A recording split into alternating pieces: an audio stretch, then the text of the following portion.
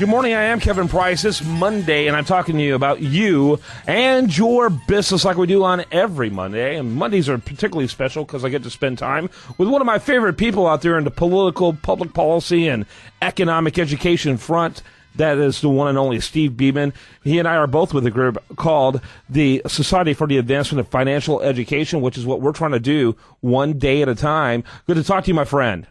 Hey, good morning. It's always great, Kevin, to be with you on a Monday morning down in Houston. It's so wonderful. Thanks so much for having me. Always, yeah. You're an important feature here. Also love your column, great recent column over there about kids and money over at usdailyreview.com. You need to be checking that out. We could do a whole show just on that. We wonder why there's so much weirdness going on with our kids, and we have entitlement issues when it comes to young people and slothfulness and a lot of other character defects. It's because we raised them to be that way.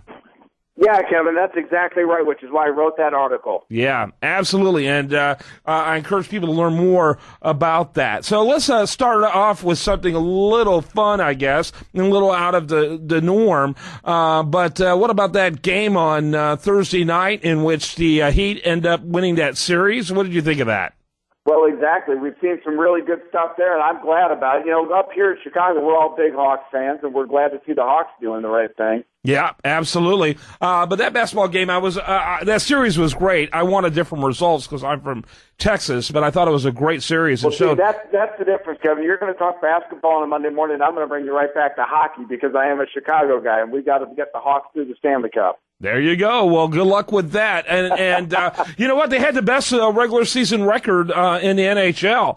And so after they eliminated Detroit, I lost a lot of interest after that. I'm from Detroit, if you might recall. So absolutely. But and I was in Chicago earlier this week. I think I told you I was coming through for a couple of days. And boy, a lot of Blackhawk flags and emphasis all over the place. You couldn't walk by a bar without the Blackhawks on TV, and there's a lot of bars in Chicago, by the way. Well, that's exactly right. We have a lot of bars, but, I'd forgotten you were from Detroit, and I just had a discussion this morning with a very bright young man about the demise of Detroit generated by, let's call it, misguided liberalism over the last 50 years. Yeah, absolutely. Boy, isn't that true? In fact, people don't realize this, but most people don't realize this. Back in the early 1960s, right after Lyndon Johnson took over, he immediately pursued his so-called Great Society policies, which was massive national socialism. But he wanted to use certain areas as a petri dish, if you will, like a laboratory. And he chose Houston as a place to really push the envelope on social policies. And, of course, the results have been making Detroit the biggest basket case in the Western Hemisphere, practically. It's sorry to see it, but you know what? If we can restore freedom and liberty to these United States, we can restore Detroit. We've got problems, and I think it was highlighted this week with the issues going on at the Fed where Bernanke said he's going to back down on quantitative easing. So we're seeing a little bit of the free market come back to interest rates, and it may be painful in the short term, but in the long run, we'll all benefit. Yeah, I think so, because let's face it, those interest rates don't reflect any reality that we've had that were so low. That's exactly right. For those of us who are a little older, it's reminiscent of Richard Nixon's price controls, where they just artificially put a lid on prices, and when that lid got pulled off, prices popped up to Jerry Ford's famous whip inflation now buttons. That's right. Well, we're going to see the same thing in interest rates with whip interest rates now, probably. Yep, there you go. That's exactly right, and it's going to be it's daunting. I've been doing a lot of research on this, and have talked to a lot of other authorities on this. There's this growing belief that the main reason why interest rates are so low has little to do with stimulus, but has more to do with the fact that if they were to even increase these interest rates marginally, it would have a crippling effect on the U.S. government because, let's face it, they're only paying the interest on the debt, and that's already more than 20% of the budget of the federal government. I mean, think if they just went up 50%, which is still not reflect reality. That would mean it would become over 30% of the budget, maybe 35 to 40%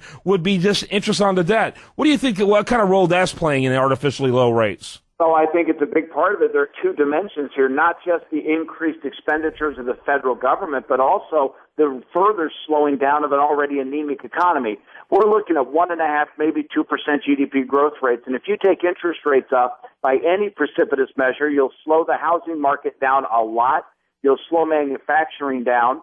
And so on both ends, you'll have less revenue to the government and more cost. So it really is a double-edged sword. Yep. So most Republicans, and I concurred, in the U.S. House called the most recent farm bill the food stamp bill, and it actually went down. It did not pass. I thought that was great news. Of course, you realize the Republicans are going to get killed for doing that by the media and others. What's your thoughts about that? Well, I think you're right. I think what you've got going on in Washington right now is general chaos in the Republican Party. You've got the immigration bill, the farm bill. You've got all these things coming through. And the Republicans are afraid to upset anybody.